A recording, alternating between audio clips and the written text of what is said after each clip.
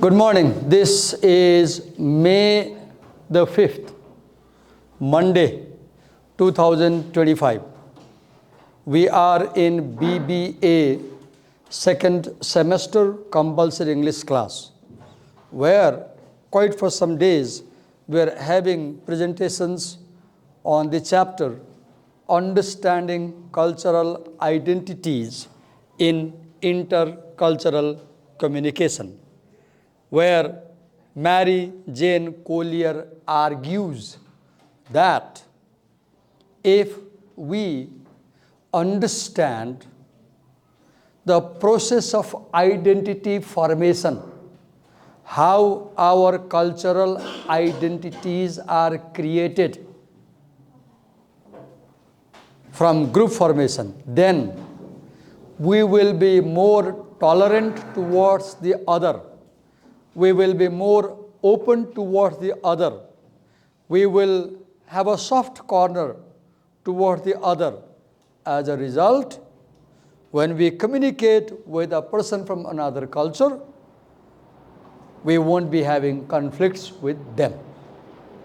Yesterday, Pratyush presented on the third step, that was what cultural identity issues are relevant. In that section, previous week, Aditi talked about multiple cultural identity types, where she said that there are different identities based on nationality, based on ethnicity, based on sex and gender, based on profession, based on geographical area, based on corporate culture, based on physical ability and disability. Nasana talked about profession, geographical area, corporation, physical ability and disability. And Kavya talked about cultural identification as constituted in communication, where Kavya said, our cultural identity is created through the process of communication. When we talk to somebody, the way they perceive us, that creates ascribed identity. Yesterday, Pratyush was talking about ascription as identity, I remember. When the other people ascribe, they describe us, they portray us in a certain way. So they create our identity. And as we talk to other people, we also create our identity. So the point to understand here is 3 words or 2 words, let's say. Identity and communication. I repeat, you should keep the 2 words in mind. Identity and communication. And what you need to understand as a basic thing of this essay, our identity is created through the process of communication. You know me because I come to your class and I talk to you. I have been communicating with you for the last 10 months. So you know me. And the way you know me, someone in that class said I am a dominating teacher. The way you know me is because the way I communicate. So when that child in that class said, Divakar sir, you are a dominating teacher, she was ascribing my identity. She was giving me an identity as a dominant teacher. Right? But I describe myself not as a dominant teacher, but as a strict teacher. I reject the word dominance. I use the word strict. I mean, there are rules and I force you to follow the rules. So what I'm doing, I'm avowing, I'm describing myself. So identities are created through the process of communication. And when two people belonging to two different cultures have communication, they understand each other, and they have perception of each other, and the perception one has of the other, that perception is what creates identity. So once again, before I move on, I say identity is created through communication, through conversation, through interaction, through talk. This is what Kavya said, right? Or Kavya was meant to say. Okay. Then Pratyush came yesterday, and Pratyush talked about multi-vocality and interpolated cultural identities. For example, if I am a police personnel and she is walking down the road or riding a bike or driving a car, I'm the traffic police, and I say, "Hey there!" Look, she was scared. "Hey there!" Say, "Yes, sir." Yes, sir. When you see a policeman saying, "Hey," you say, "Yes, sir," right? "Stop your vehicle." You stop. "Get down." You get down. "Come here." You come here. I arrest you. Now what is happening here? You were going to LACM as a student earlier. A policeman comes and he charges you of a traffic offense, and he arrests you, and you accept that arrest and you go to him as a culprit. So what happened now? A minute ago you were a student, now you are an offender. That identity of the offender was created by the force of the traffic police. So what is it? What is interpellation? Interpellation is your identity that is created by the social force. Identity created by the social force. You have your name. For example, I was in my BA in India, studying university. One day, 5, 6 Gunda type students came from another class, opened the door and said, I was down there. "Hey there," they said. And what did they say? "Hey Bahadur, idhar aao." I was very scared. I was 21, I guess, 20, 21, or not even 19, 20. Seeing them, 5, 6 people, angry, shouting at me, about to attack me, physically assault me, I was scared. And I instantly stood and went to them, and they held me by my collar. I remember like this. And they said, "Pahadi, class में लड़कियों से बात करता है?" I said, "मैं क्यों बात करता हूँ, वही बात करते हैं मुझसे." They said, "अब से फिर बात करेगा लड़कियों से तो बम से उड़ा देंगे." I said, "ठीक है, नहीं बोलूँगा." What is happening here? My identity as, "Hey Bahadur," that's an interpellated identity. That was created by a force there. I never regard myself as a Bahadur. But I was called as Bahadur in that place, on that day, in that situation. Right? Interpellation. So he talked about that. Then multi-vocality, he said. Multi-vocality. One person having multiple identities. For example, I am a teacher here. I am a husband at home. I am a brother with my senior brother. I am a father with my children. I am a friend in the staff room. And in these different places, I express different views about things. Right? I have multiple voices, multiple opinions. And these multiple voices are a result of multiple roles, responsibilities, and identities. Then he talked about a vowel and inscription. I described. If you ask me, Divakar, introduce yourself. So I am Divakar Upadhyay. I was born in India in 1969.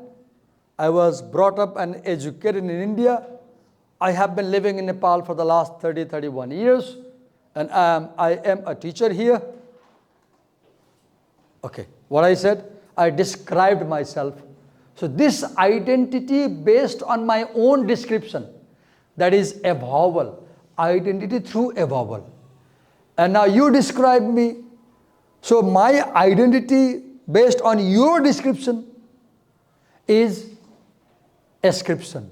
त्यो sir त्यो कस्तो चोर चोट्टा छ.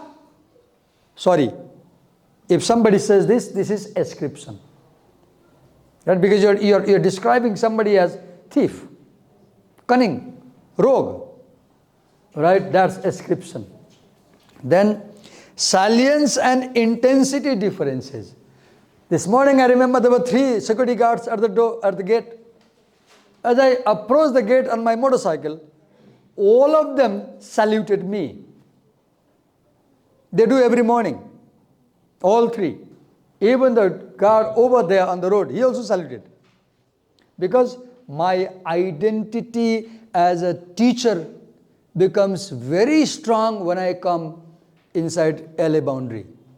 Whereas on the way, nobody salutes me. Nobody knows me, I am a teacher. If the traffic police sees me over speeding, hey, bhai, hey, dai, hey, uncle, hey, bua, yahan hunus, they will say. I've heard many people. I still remember the first time a bus conductor said me, bua uta sarnus ta. I felt so offended. Because I regarded myself as a young boy. I thought I'm a young boy. And he said, bua ali agadi sarnus ta. I really felt irritated, offended. Because he was ascribing me as a bua. Whereas I was avowing as a keta. Right? So when he salutes me, I have a very salient idea of a teacher. Right now, my teacher's idea is strongest in this classroom. Intense. You obey me, follow me. At home, I cannot command my wife. She scolds me. No karaisiyo, uta gaisiyo, chupalaisiyo, she says. But you never say chupalaisiyo. Why? Because at my home, I don't have a teacher's identity. I have a husband's identity, and my wife is my equal. So she treats me as a friend. Right? Then Pratyush further talked about enduring and changing property of identity. Our identities keep changing. You have heard about many people who were born as boys, who grew as boys up to class 10. All of a sudden, they change their behavior. And they say, no, I'm no more a boy. They take some money. They go to Thailand. They do some hormonal treatment. And then they physically look like girls. I have seen many Nepali people, not many but few. Right? Now the identity changed. It's no more enduring. Right? I was a teacher in 1990. I'm a teacher in 2025, 35 years. Same identity. Right? Then, okay, now Garima is absent. Oh, Garima is present. She will talk about the role of power and ideology. So let's invite Garima now. Please do come. So she is Garima Grace Thapa, right? Garima, come this side. And Garima, we are being recorded on the camera, and this recording is uploaded on YouTube and published publicly. Is it okay for you? No problem? No objection? Okay, move on. Here is a pen. And could you clip this in your toy?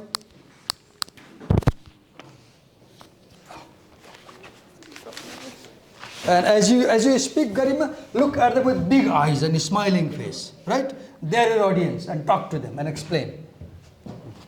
Learn. Try it, learn it by doing. That's how you learn. Somebody can help them.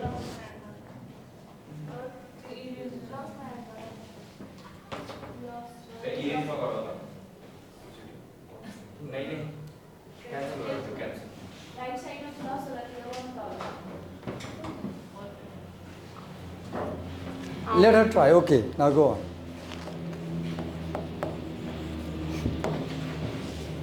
As you present, Garima, wait, when you come as a presenter, the first thing is you greet people. Good morning, everyone. Greet them. Yeah, that's how we learn. As a presenter, you greet the audience, right? Then you introduce yourself. Hello, everyone. I'm Garima Grace Thapa. I'm here today to present on the topic, a new topic. Then you start the presentation, right? Go on. Good morning, everyone. My name is Garima Grace Thapa, and I'm here to present the topic, what is the role of power and ideology? Now write the topic.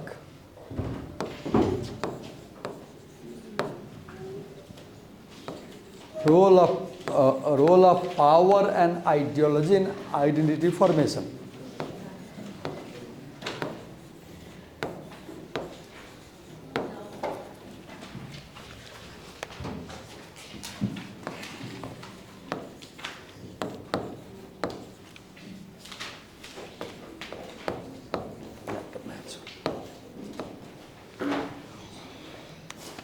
So in this step, there are 8 paragraphs.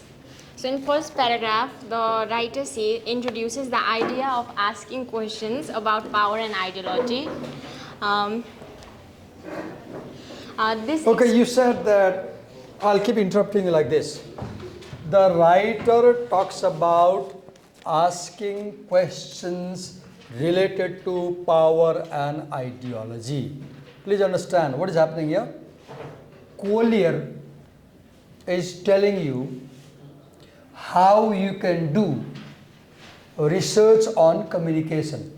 And here she says, as Garima and me present here together, for example, you can focus on how Divakar Sir's power as a teacher influences our presentation, how Divakar Sir's ideology that a student should work very hard and come quite prepared influences the communication. So how power and ideology affect communication. That's the point. Yes, go on. So this explains that power isn't just about control, it can be about influence. Wait a minute. Now write points right there, right there. Control, influence, right there.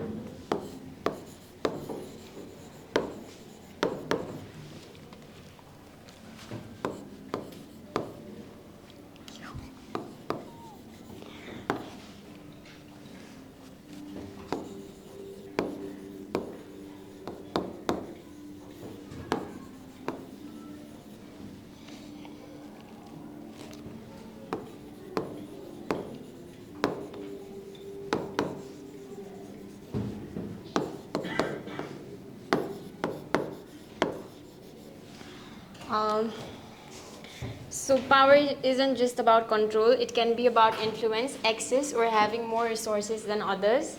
Garima, I have a question. Who in your family has had strongest influence on you? Dad. Dad. Now look, so you follow his ideas.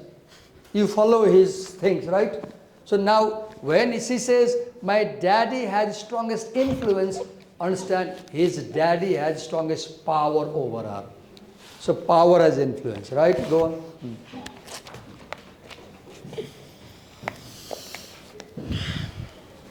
on.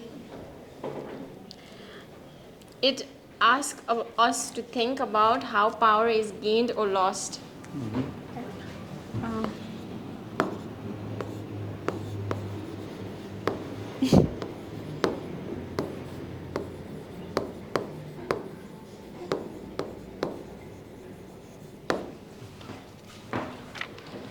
So in paragraph 2, the writer explains that people in minority groups are more likely to notice or speak about power differences. Um, it also says that intercultural. Oh. अब माथि कसरी जाने हो?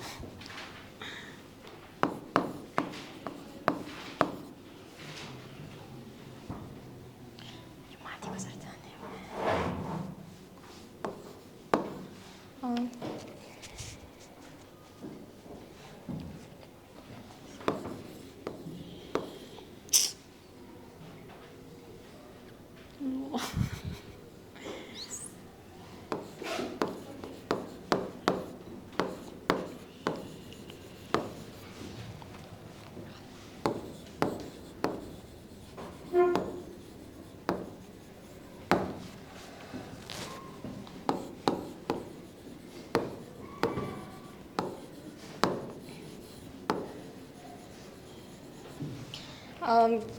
So in paragraph 2, the people in minority groups are more likely to notice and speak about power differences. It also says that intercultural communication is political because it often reflects unequal power relations. Do not read a lot, read little, speak a lot with them. Because when you read a lot from the copy, nobody listens to you. You have to explain. It also explains about how power is oh. Okay, I'll give an example, Garima, study side. Garima, being a girl, do you talk a lot or do you talk a little? A little. Little, right? Little. I have a question. Do you have a brother? No. You have, if you have in your extended family, you have nephew, nieces? Is there a boy? Does he talk more or less? He doesn't talk. Sano. Sano. Yeah. If he is Tulu, will he talk more or less? More. Okay, I have a question to her and to you also. Have you seen normally in our society, I'm not generalizing, particularly in Brahmin, Kshatri families I've seen, girls talk less. Not generalizing. Boys talk more. Why? Because parents dominate girls more. How? By putting more disciplinary rules over girls in family. Don't do this, don't do that, don't go here, don't meet him. Have you seen? I've seen this thing. This is not so in Gurung Takali Rai families. Girls have more freedom. Whereas in Brahmin Kshatri families, in the name of discipline, anusasan, sanskar, girls are under more control. So when you are under more, do you think that being a girl, your family controls you more than the males in the family? You don't think so? Okay.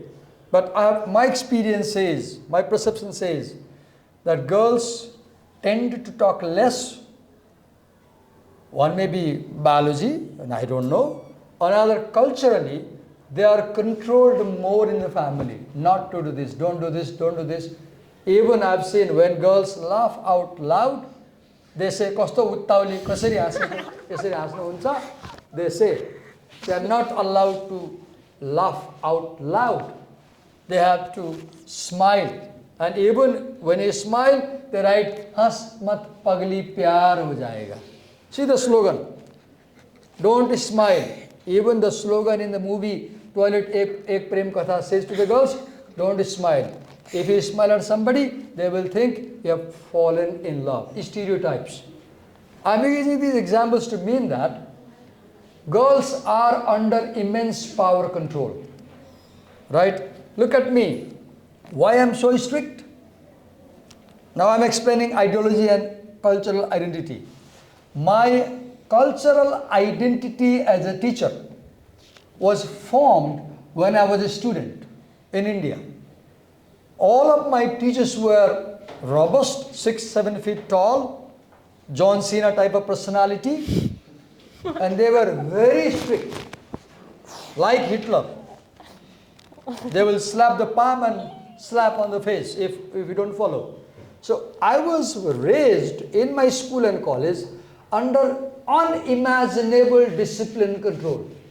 As a result, as a teacher, I try to apply same level of discipline and control. Why?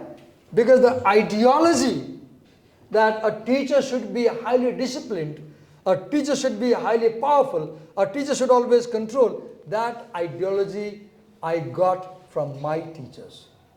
Right? That's how power and ideology shape our cultural identities. Girls are more submissive. They submit to what you say. Why? Look, ideology. Look the Nepali movie. There's one Nepali movie that has 4, 5, 6 series, I guess. And the movie title is Nai Nabannu Law. Nai Nabannu Law 1, Nai Nabannu Law 2, Nai Nabannu Law 3, Nai Nabannu Law 4. Now, I haven't watched the movie. I just guess. I haven't seen the movie. What's the movie? Nai Nabannu Law to what?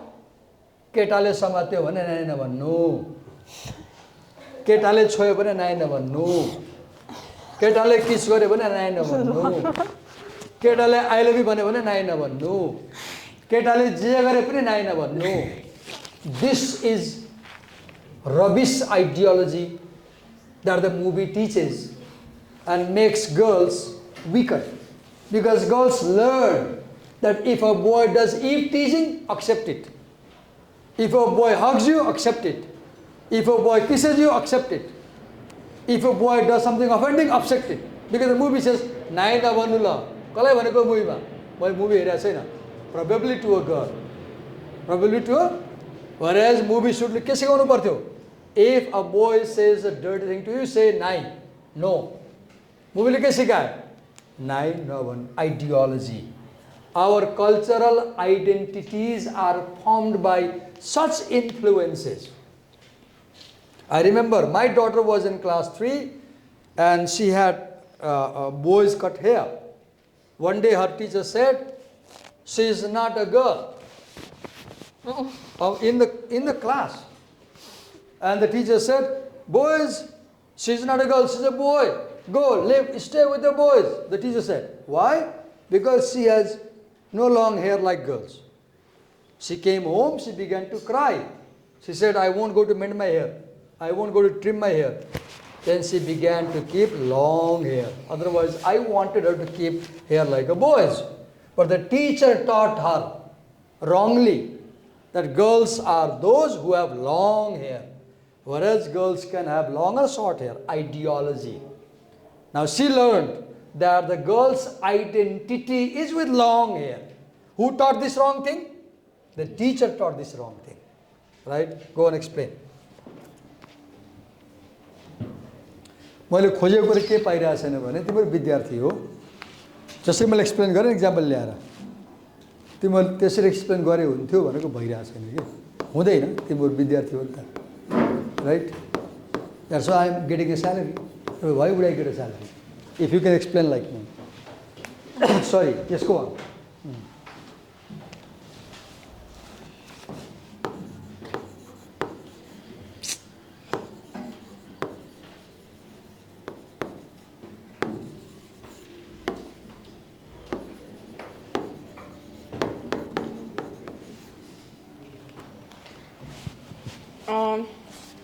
So in this paragraph, the writer also explains that how power is built depending on history, social system, and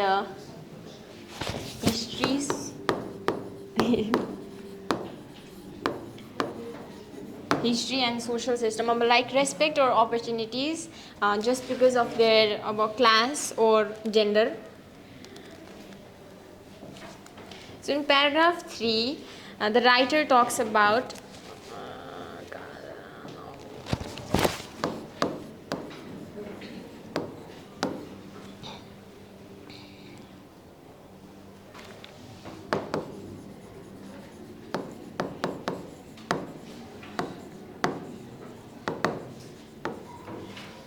so in paragraph 3, the writer talks about her own experience as a white middle class person, and and how they benefit from the system without even asking for it. Because she was white, they were treated with respect and not seen as suspicious like others. It says that people of her own color, like white people, like Latinos, African Americans, Native Americans, are less likely to get jobs or education. She has more power because she has white skin. Yeah. Others have less power because they have brown skin in America. Yeah. Yeah. She says that the people who have dark skin get less jobs opportunities and educations compared to white people because of racism and biasness. So At one point, she gives example of how in groups and out groups use language to maintain power. Can you explain that? How in groups, I was in a school 30 years before as a teacher in Kantipat, and that school had 99% Newari students, and among them 90% Mahajans only, and in the teachers 90% or 80% Newar teachers. And in the break time in the staff room, we were some Parvate Pahari teachers and there were some Madhesi teachers. We were 10 people, let's say, together. And there were 30 people Newar teachers. In the break time, the majority Newar teachers in the staff room, they will speak Newari. And we had no idea what they are saying. So when they spoke Newari, I said, "Ma'am, Nepali bolnus na." She said, "Kina? हामी Newari bolne." Then I said, "यो तपाईको घर हैन नि, यो त school हो नि, यहाँ नेवारी किन बोल्नु पर्छ, नेपाली बोल्नु न." She said, "हैन, हामी नेवारी बोल्छौँ." Then I said, "तपाईहरुले नेवारी बोल्दा मैले बुझ्दिन, अनि नबुझेपछि तपाईहरुले मेरो कुरा काटे जस्तो लाग्छ, मलाई गाली लाग्छ." And I found that whenever the Newar group had to talk something which they didn't want me to understand, they'll speak Newari. And the moment they spoke Newari, we non-Newars felt that they're doing our backbiting. That is not the case here at LSEM. No. In the staff room, why this is happening? Because at LSEM, the Newar community in the teachers is not in so majority.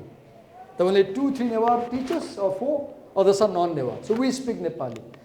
We are giving example how language can be used to exercise power.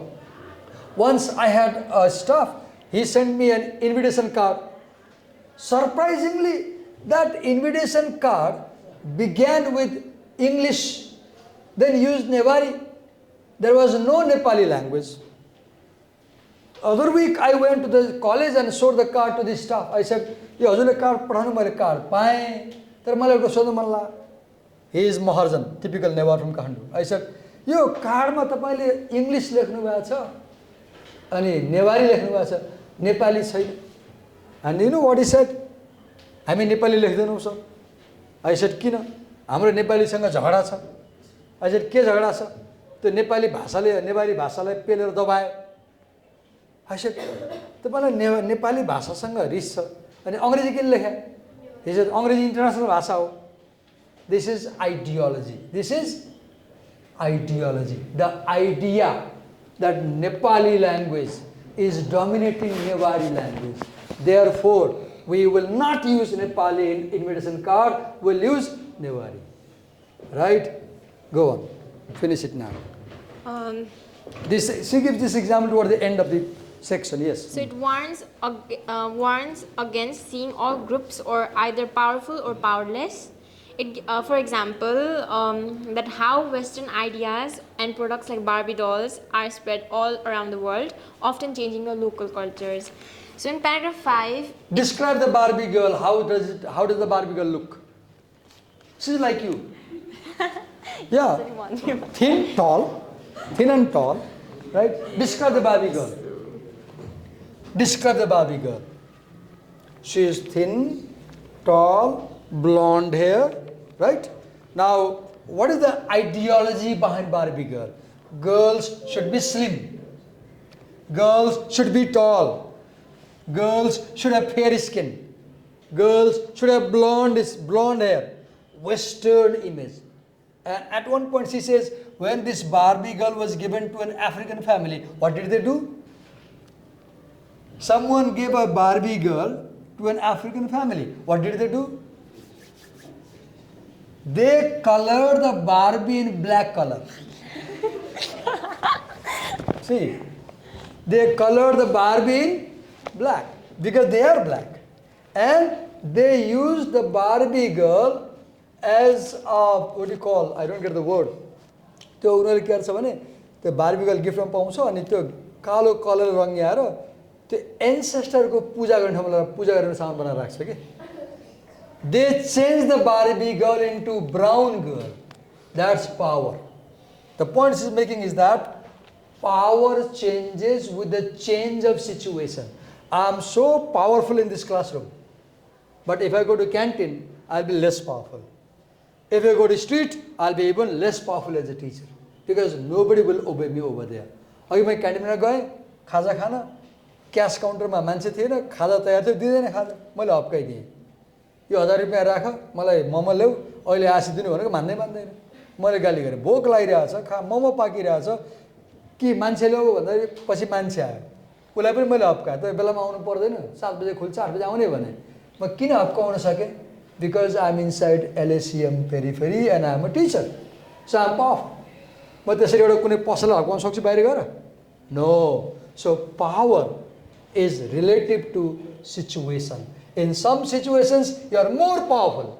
In some situations you are less powerful. Yes, thank you so much. Give it a big hand. Thank you. So who was given next to present? Salina is absent. Okay, let me see what I can add. Okay, just a minute. Intergroup and interpersonal relation process. Let me. How do you erase it? Someone teach me how to erase it. Okay.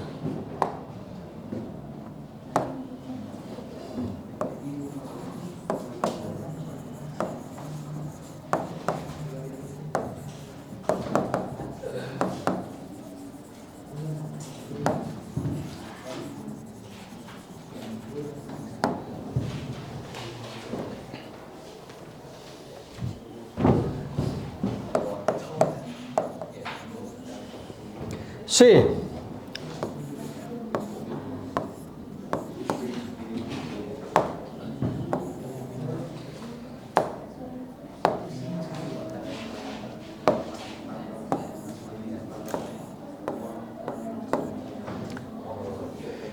when you interact with someone, so let's say there are two people here. Group A,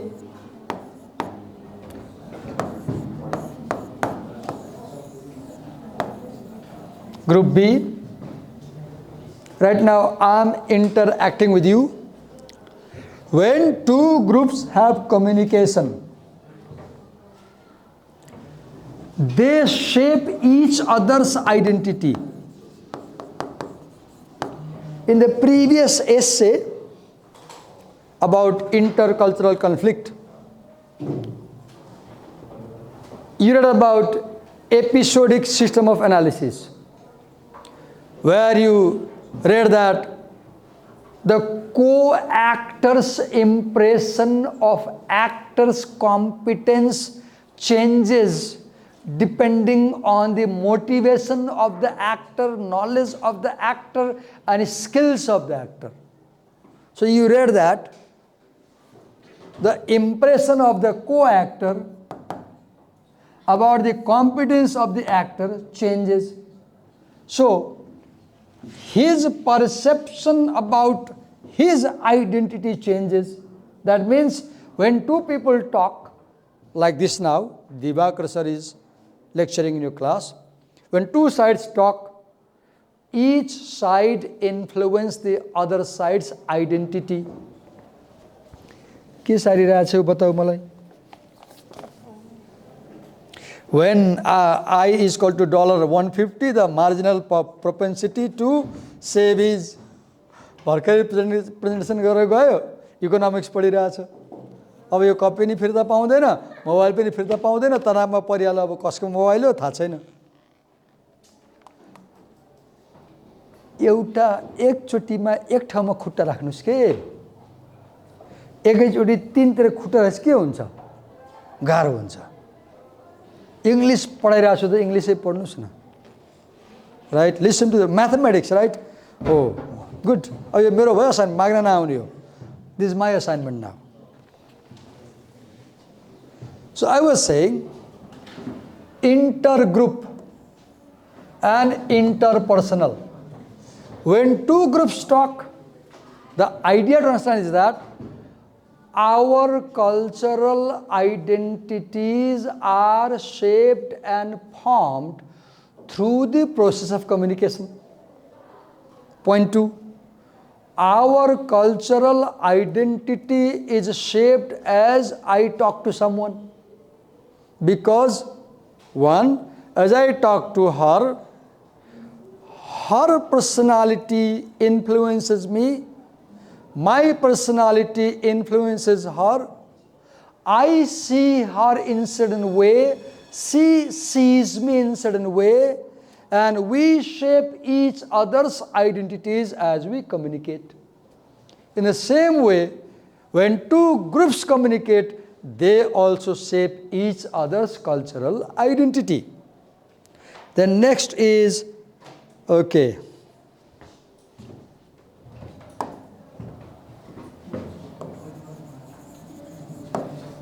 We have come to the end of the class. I stop here, and Salina just hope Salina comes tomorrow. We will conclude the essay. Not tomorrow. Tomorrow is off day, right? Wednesday. And we will summarize the essay on Wednesday and start the next essay. Thank you.